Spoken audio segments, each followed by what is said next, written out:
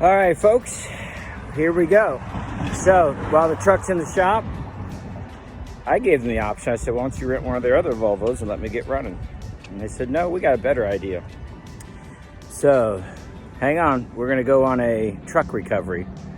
And a truck recovery is where basically they need a CDL licensed driver to go in and recover a truck that has been abandoned for whatever reason. Most of the time, it's a disgruntled employee who decided they just want to leave the truck where it is and move on with their life. So, whatever it is, I'll find out. So, stay tuned.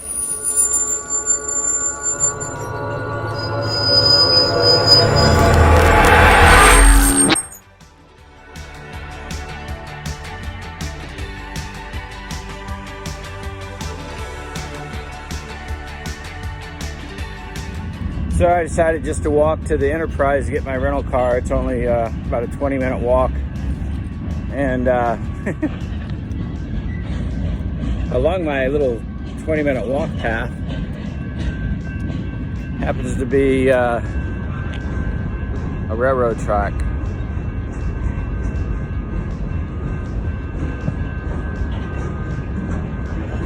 But train's almost done. So, we're good. I was just like, oh man. So I'm gonna walk to Enterprise, grab the car. So the plan is, I get to go to Texas, 1,100 miles to Texas. And from Texas, I go up to, see no train. From Texas, I go up to Gary, Indiana. So this recovery, it's going to be an adventure because I've never done one, and I've heard sometimes they're really bad because the people who abandon their truck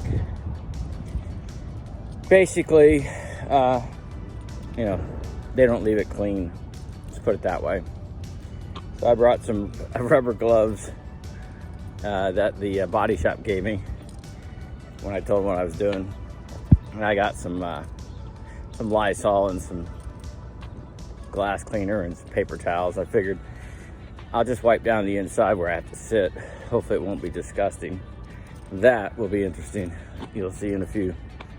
And then I get to sleep at a hotel every night. They don't make you sleep in the berthing, which is good because that would be a no bueno for me. I just got to recover the vehicle to return it back to the headquarters, or at least that's one of their terminals. And then fly back to Phoenix, get in my truck, and get on with my business as usual. So let's see how this goes. Talk to you soon.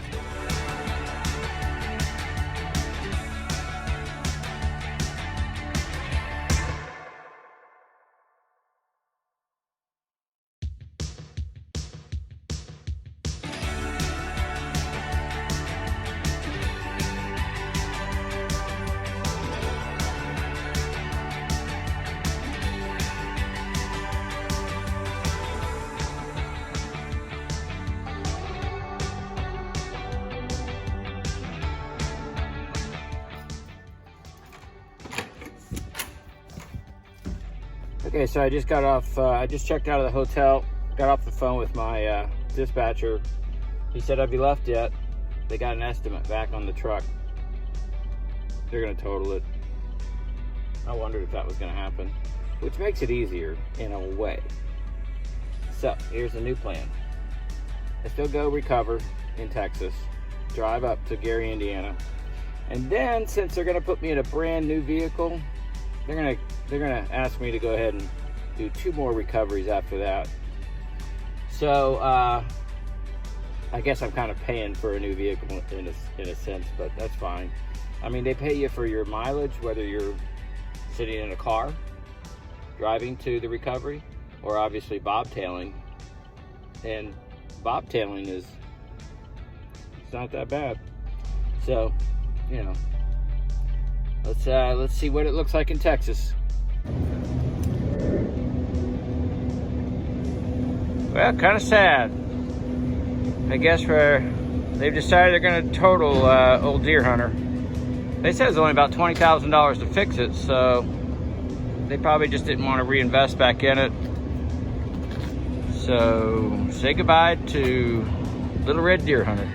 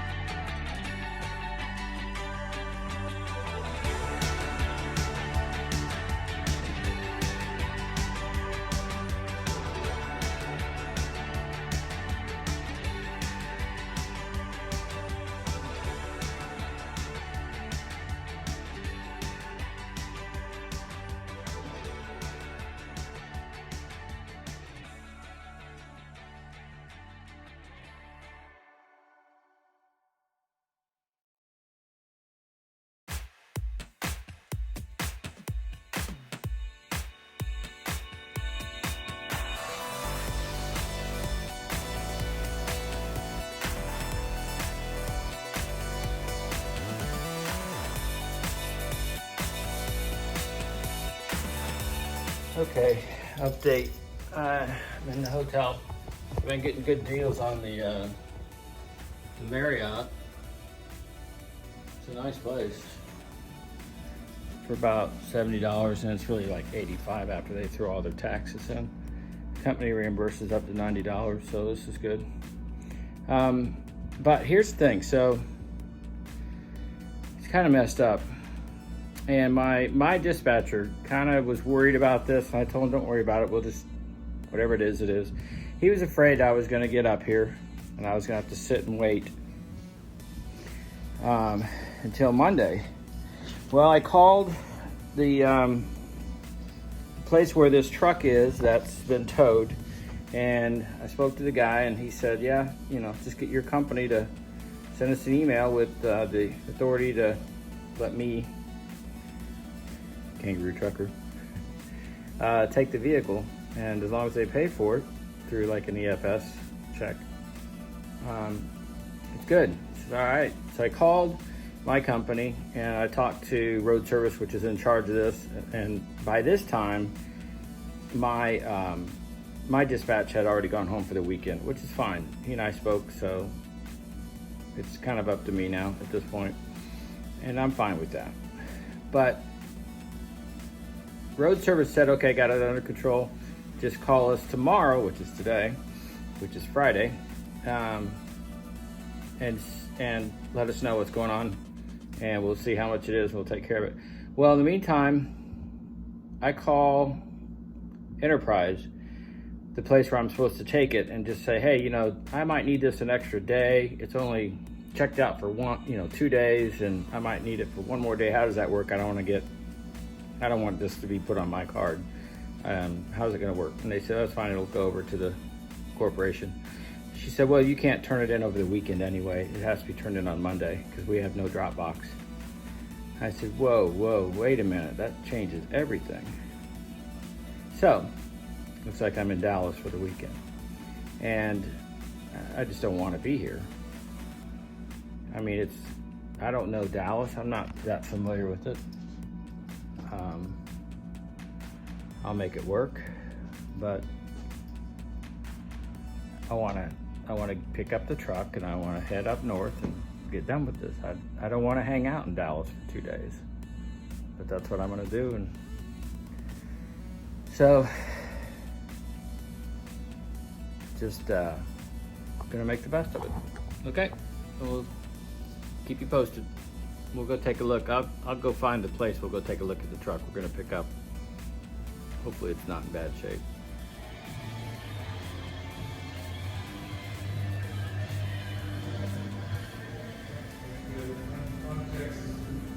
I said I'd make the best of it.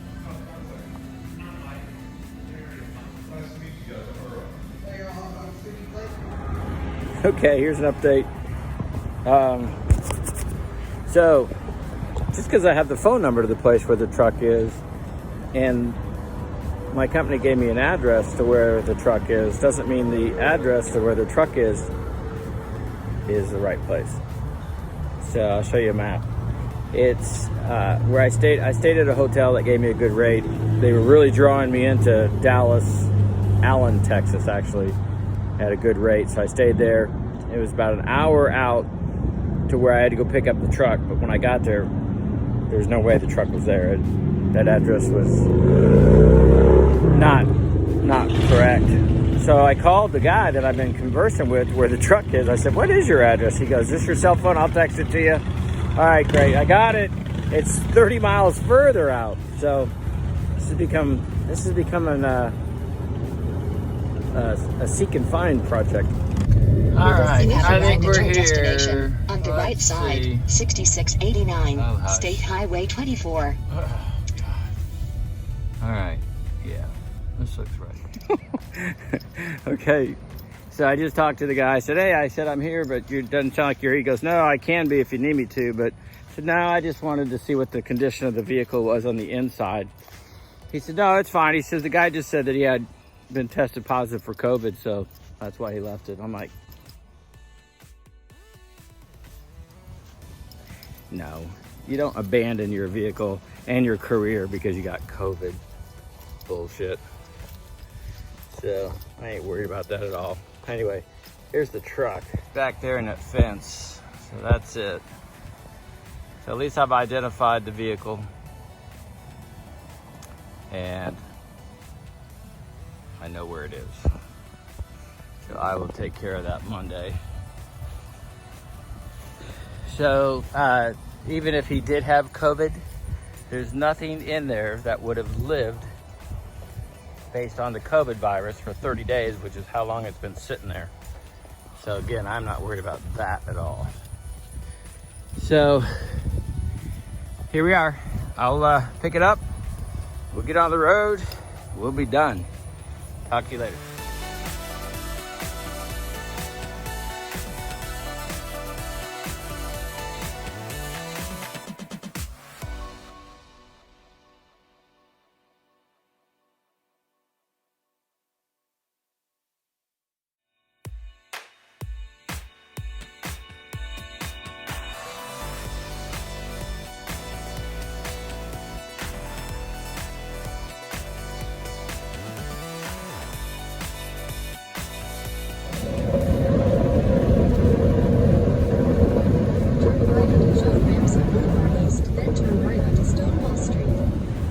All right, so I communicated for the past couple hours back and forth between our company and the record service.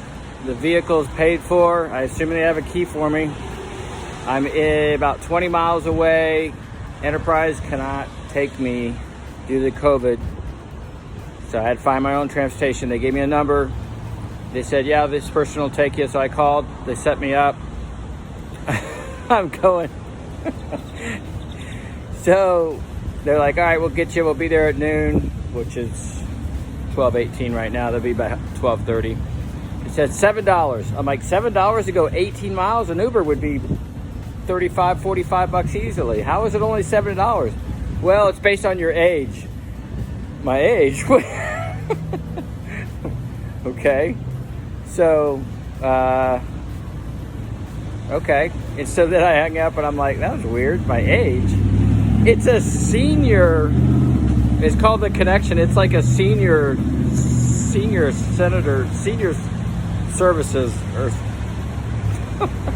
So I got some van coming with a bunch of seniors. They have to stop by the hospital first. And then they're gonna pick me and all my stuff up and take me 18 miles away. Oh my God, this is but I'm explaining the process to y'all so you understand, because when they say truck recovery, I wanted to know what's all involved in it. So I'm letting you know what's all involved in it, at least this one.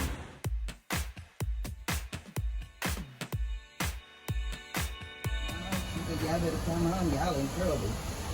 So make Lisa take our right. You put all that long feet, that hanging off the feet. Well, I've been in it. Supposedly the guy had COVID, and that's why he left. I don't believe it. But I'll tell you what, man, it's dirty. I had the senior living guy help me load all that stuff in. Strapped it in. I gave him 20 bucks for helping me, because this truck is filthy. Got all these. I've got to get a bag and clean that up, because once the wind starts blowing, I do not want this stuff all over me. So it's just, as expected, disgusting. Truck won't start. I gotta try to get them to jump it, and it's hot as hell out here. All right, so that's about it. It's this is the nasty. All right, I'm in a Freightliner. I don't know what year it is, but I'm in the COVID Freightliner. So I guess mark your calendar, July 6th, 14 days, the 20th. So if I don't have any issues after the 20th of July, I'm fine. I don't expect to, but don't think that won't be on my mind for the next 1,000 miles. Just saying. So I got gloves on. I don't know, I'll probably take them off eventually, but just getting in somebody else's truck that was nasty. The guy lived on Pop-Tarts and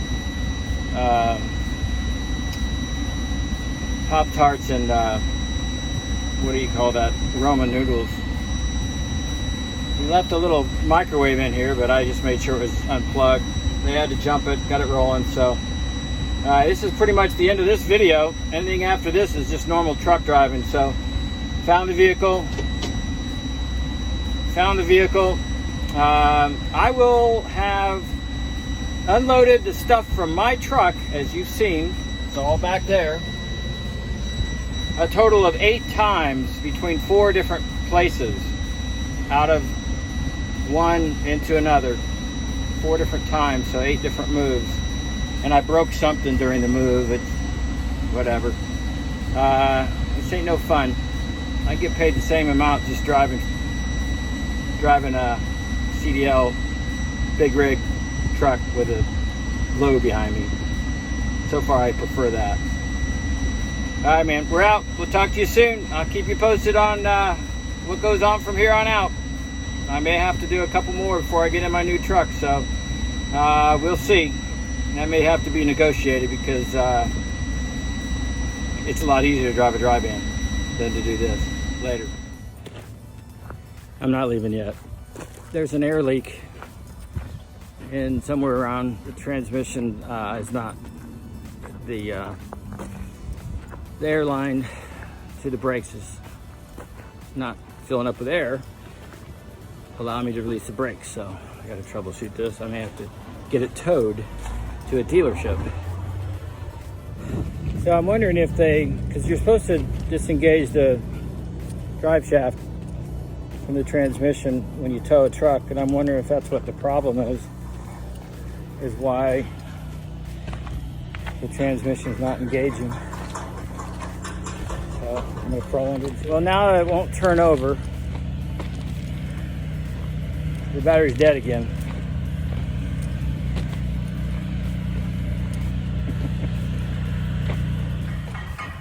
Okay, so they did not disengage the what do you call it? The drive shaft from the transmission. But it looks to me like they probably didn't need to, because they towed it by lifting up the rear drives, which is good, because where it's at right now, sitting back there,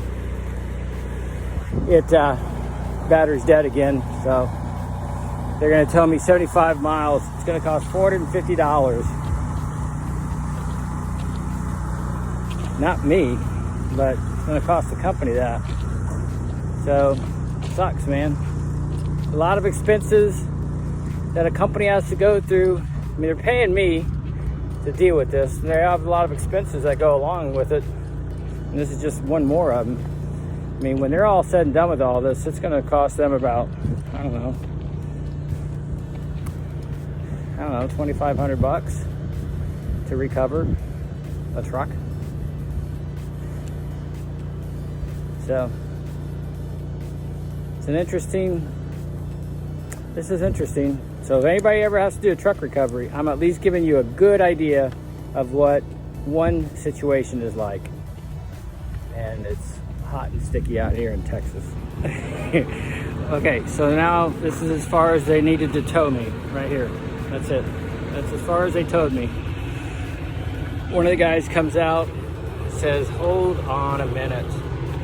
He says, you guys disconnected the airline so that it would release the brake so that when you would tow it, it would go. And the guy didn't reconnect the airline. And I found one. I'll try to show you a picture of it. I found this airline. It had a fitting on it. It seemed strange. And I sent it to breakdown, but they never got back to me in time. And sure enough, that's what it was. So I tried to troubleshoot it, but bottom line is thankfully I'm not getting towed, because where they were going to tow me was a place where there's no hotel, no Uber out there. It's like 40 or 50 miles north of the top side of Dallas. So anyway, if I can just get on the road, I can start traveling north, find me a hotel, and give me a good shower and start fresh in the morning. I'll be a lot better off. It's been a frustrating day. So they're charging the battery again. Apparently when they charged it last time, they didn't tighten the bolt back down on the battery, so it lost its charge, I guess. I don't know. So the video will end when I'm actually in the truck driving on the interstate. It hit 60 PSI. It's supposed to cut off. There we go. So it cut off, which means my airbags should be inflating. Yeah, starting to. So I should be rolling.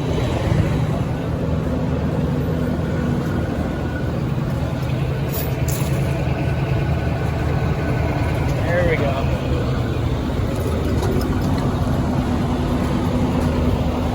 Okay, I'm rolling now, so that's the end of this video. Thank God.